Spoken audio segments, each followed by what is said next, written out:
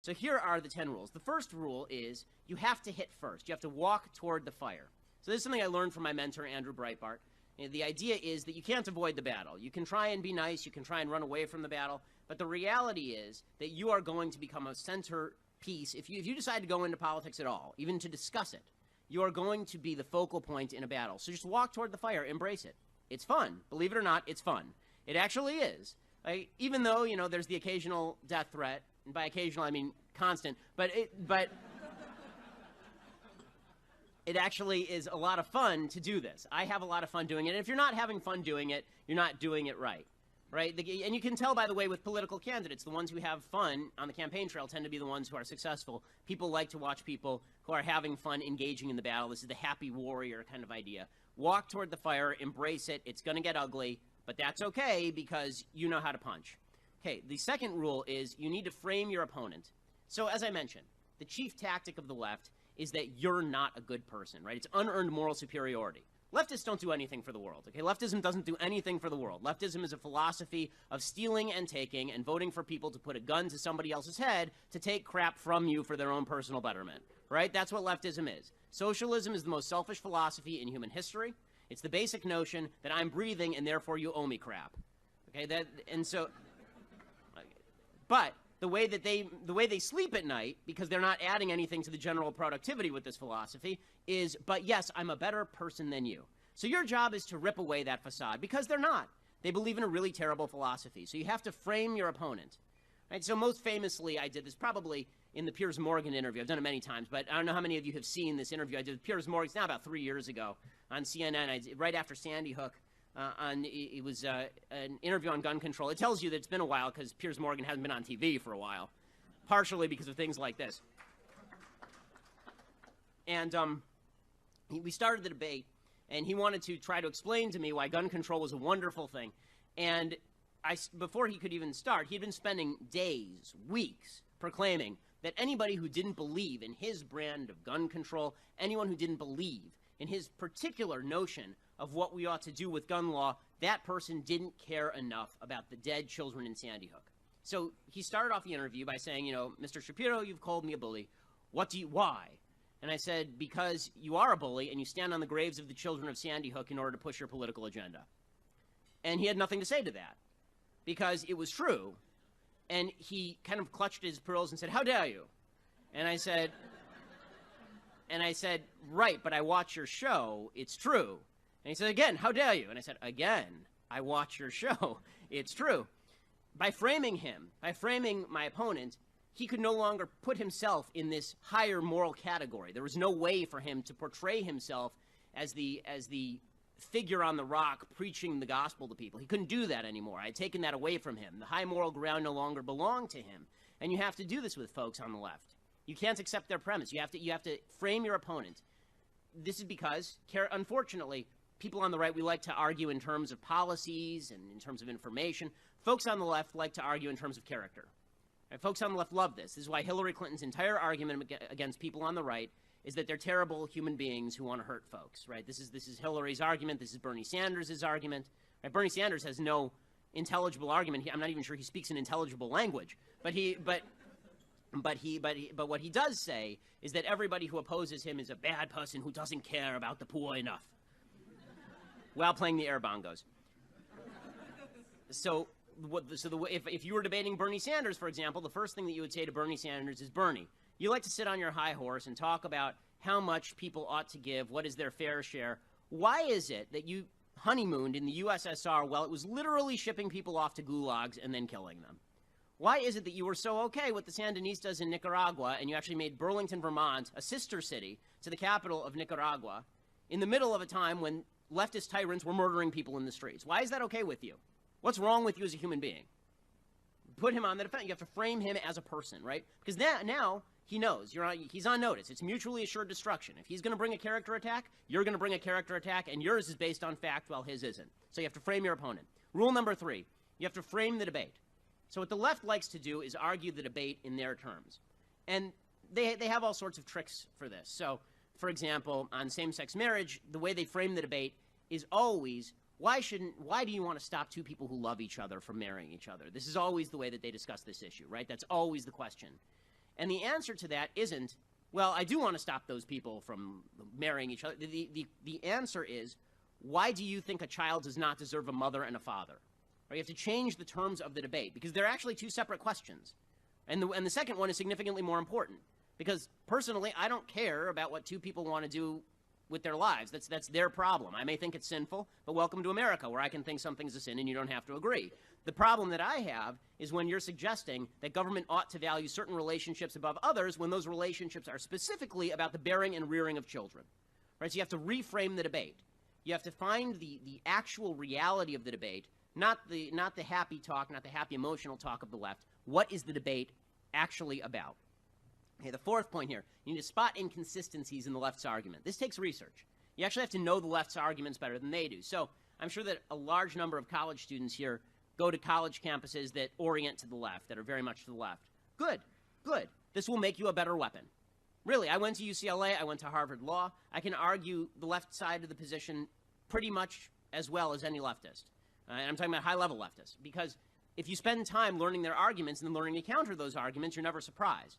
And it turns out that the vast majority of people on the left are wildly inconsistent, internally inconsistent about their arguments. Because the truth is that if they told you what they really believed, everyone hates that. Right? What the left actually believes deep down is so reprehensible and so repugnant and so gross that they will never say it out loud. Instead, they cover it in a sort of patter that's completely inconsistent. So to give a gun example, one of the things you'll hear from the left about guns is that assault weapons bans are the greatest idea in the world, which makes no sense. Right? The vast majority of murders that are committed with guns are committed with handguns. Why don't they want to ban handguns? The answer is, well, this is true also. There's no such thing as an assault weapon. But the internal inconsistency in their argument, is that they say assault weapons are bad because they kill lots of people. The truth is that handguns are used in far more murders than so-called assault weapons. So why don't they want to ban handguns? Okay, now the reality is they do want to ban handguns. But when you get them to admit that, it makes them uncomfortable because no one actually wants to ban handguns in the United States except for like 5 people, and they're all in the Obama administration.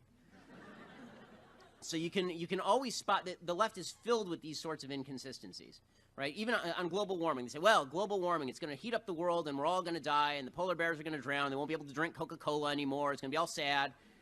And don't you want to stop that? And then you say to them, well, but by your own scientific studies, isn't it true that you don't know what level of carbon emissions lead to a certain level of temperature increase? So given that, according to your own studies, we could dramatically decrease the amount of carbon we're putting into the atmosphere, and we'll still increase the temperature. The amount of the temperature increase will still happen according to your own models because that carbon's already in the atmosphere. There's no way to stop that. And they have no answer for that because it's internally inconsistent, because the real agenda for global warming is a giant economic leveling and taking down of Western economies in favor of less developed economies, because essentially the people pushing this are economic Marxists. Okay, fifth point. You have to force the left to answer questions. You may notice that I'm slightly aggressive in my style. There's a reason for this. This is because if you're on the defensive, you're losing. Right? There's no such thing as playing defense in politics. You're on the offensive all the time. You're forcing them to answer questions. The left loves nothing better than to just grill you as though you're a defendant on the stand. But the truth is, you don't have to defend yourself against their attacks. They need to defend themselves against your attacks. So anytime you're asked a question, you should think, okay, how can I flip this so that I'm asking them a question, so I'm putting them on the defensive, right? Any of these inconsistencies is a good example of doing that. You can put them on the defensive and force them to answer questions. Leftists hate answering questions because it makes them think, and thinking is not their strong suit. Feeling is their strong suit.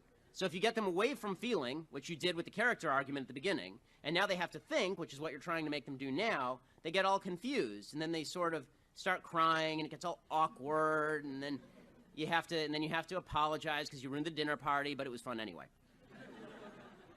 Okay. The sixth point here is not getting distracted. So you'll notice when you're in debate with folks on the left, they always have a red herring. It's amazing. I've been giving this particular speech, I've been giving for probably 5 years at YAF, and they're still using the same red herring. They still use it, right? It's the only one that they have, right? So you're talking about Barack Obama's foreign policy is terrible. It's just terrible. The world's on fire. He's been feckless. He's incentivized all of America's enemies to become more powerful and more anti-American. People are dying all over the world because of President Obama's foreign policies. And the first thing they do is they they scream in agony, and their head swivels full 360 degrees, and they vomit in all directions, and then they shout, Bush, right? Like Linda Blair from The Exorcist, which is a reference that your parents will get, but you may not. So like Linda Blair from The Exorcist. So in any case, the proper answer is don't get distracted by George W. Bush, okay? First of all, he's not that distracting. Second of all, George W. Bush is not relevant to this conversation. Okay, he's not. What does it matter what George W. Bush did in 2003 in Iraq? What matters is what you're doing right now, right? We're not talking about that. If you want to debate Iraq, we can also debate whether it would have been better if Woodrow Wilson had stuck with his Russian intervention in 1919 instead of allowing the Russian Reds to beat the Russian Whites. I mean, if we're going to do a historical debate, let's go all the way back to the beginning. Let's do this thing, right? Let's talk about John C. Calhoun, right? Let's talk about Millard Fillmore. Let's go all the way back. Right, let's talk about the Federalists and the Anti-Federalists. Hell, let's go back to Adam and Eve. I mean, that was a big debate, wasn't it? Let's take this sucker all the way back to the top. The proper answer to Bush is Woodrow Wilson. Right? Next time somebody says Bush, you just say Woodrow Wilson or James Garfield. Pick a random president and just say it back to them, because that's about as relevant. It's not relevant. You don't have to follow them down their imaginary silly rabbit holes. Okay. 7th point. If you don't know something, you need to admit it right off the bat. So this is where more people get caught in debate than any place else. If Donald Trump were a normal candidate, he'd get caught on this all the time, right? Because Donald Trump literally knows nothing. He knows 0 things. The number of things he knows has actually started to decrease into the negatives, right? He's making up things that he doesn't know now. So one of the gaffes that Donald Trump had, he was being interviewed by Hugh Hewitt, and Hugh Hewitt asked him about the nuclear triad. And Donald Trump didn't know what the nuclear triad was. Okay, fair enough. Just say, look, Hugh, I'm not an expert on the nuclear triad. Maybe I'll make you my defense secretary. Right? That would actually be a decent answer. Right? Or I don't know the answer to your question. I want to research it and get back to you later. That's okay. What you probably shouldn't do is do the things that Trump does, which are, by the way, are not going to fly in a general election. Things like where Donald Trump is asked about the Al-Quds force, and he says, oh, the Kurds. And then he says that he misheard, right? He just makes things up on the fly. Or he's asked in the last debate about H-1B visas, and he just shifts his position 180 degrees because he doesn't even know his own position because he can't read. So the point here being, you don't have to pretend to know things that you don't, because that's the easiest way to get in trouble in a debate. Because usually the left, they don't know many facts, but they usually know like one, and it doesn't have anything to do with anything usually. You know, you're talking about something, and they say, well, did you know that the air speed of a swallow in flight, right? And you're supposed to come back with something, and it's like, no, I'll check that out, I guess. I mean, okay, you know, let me do some research. Let me do some research and get back to you is actually a fair answer in debate. You're allowed to say it. You don't have to be the person who knows everything. Nobody knows everything. I'm close, but nobody knows everything. Okay, 8th point. You don't have to get sucked in by the paradigm. So it turns out that you're arguing your own beliefs and your own positions. That means you don't have to defend anybody else's beliefs and positions if you don't believe them. This is actually, I think, a great danger in American politics, is that people feel the necessity to defend positions they don't like and don't hold just because it's our guy. So, for example, everybody likes Ronald Reagan. Ronald Reagan's great. Okay, we're all agreed, right? Ronald Reagan's terrific. Okay. Ronald Reagan did stuff that was not great. Ronald Reagan, for example, passed amnesty, right? Not a great thing. Thing we all agree at this point, not a wonderful thing. Ronald Reagan was working with a Congress that raised spending. Not a wonderful thing. Ronald Reagan acknowledged he made mistakes. Ronald Reagan, when he was running for president, acknowledged the biggest mistake he made was in this state when he made abortion more available. Right? People make mistakes. That's okay. And you're allowed to say, I disagree with that position. You're allowed to say, you know what, that's just not something, we can argue this, but honestly, it's not a position I hold passionately. You don't have to be sucked in by the paradigm. So if somebody says to you, well, you know, that's not what Bush says. Okay, so what? If you don't agree with Bush, you don't agree with Bush. He's not God, right? There's only one of them. So there's no reason why you have to follow or idolize a politician to the extent that you're going to shift your own positions based on idolatry of a politician. 9th point. It's actually kind of fun once in a while to let the other side have meaningless victories. This makes you look moderate, which is the left's favorite thing. So one of the things that you can do with the left is they like to play these linguistic games. So, for example, immigration reform. right? The whole purpose of the immigration reform discussion is to make you sound like you hate Mexicans, right? That's the whole point of the immigration discussion as far as the left is concerned. Donald Trump makes it easy for them to make this argument, which is one of the problems I have with Trump. When they say, you know, immigration reform, and you say, they say, are you for immigration reform? And you say no, then they say, you hate Mexicans, right? That's always the next line. It's on page 42 of the handbook. The proper answer to, are you for immigration reform, is sure, I'd love immigration reform. Now, what specifically are you talking about? Right? So for a second, they think you're agreeing with them. And then it turns out you're not, because you're actually asking them to define terms. What the left likes to do is they like to pick terms that sound really nice. They happy-dappy-do, great terms that just sound great to everybody. Right? Aren't you for hope and change? And you say, no, I'm for despair and rage. Right? That actually is my campaign platform. But what you actually should do if somebody says, are you for hope and change, is you say, sure, I like hope, I like change. What the hell are you talking about? Right? Because what that means is that you're not dismissing them out of hand. You're asking them for clarification, and then they're in trouble because they don't think, again, in terms of what's under the surface. They just think in terms of these kind of broad terms, and this is the trick that they play. It's actually a brilliant trick. One of the things that they do is they pick terms they know 100% of people like, and then they redefine those terms to mean something that pretty much 0% of people like. Right? Everybody likes hope. Everybody loves change. Not that many people are fond of a sagging economy and a flaccid foreign policy. Right? It turns out not that, but that's what he means by hope and change. But if you say, no, I oppose your hope and change agenda, the hopey-changey thing, as Sarah Palin liked to say, right? If you say that, then they say, well, that's because you're a bad person, right? It always goes back to that original argument. Always reverts, right? You say you're against hope and change, it's because you're Eeyore. You're just terrible. Right? Okay. Final and 10th kind of point in arguing with the left, and that is, body language actually matters when you're arguing with the left. Whoever gets angry first loses. That's the general rule of debate. Unless, again, Donald Trump violates every rule of debate. But aside from Donald Trump, assume you're not Donald Trump and you're not one of the world's most famous men before you start debating someone. Assume that you're just a normal human with a normal IQ, and you're asked to debate somebody.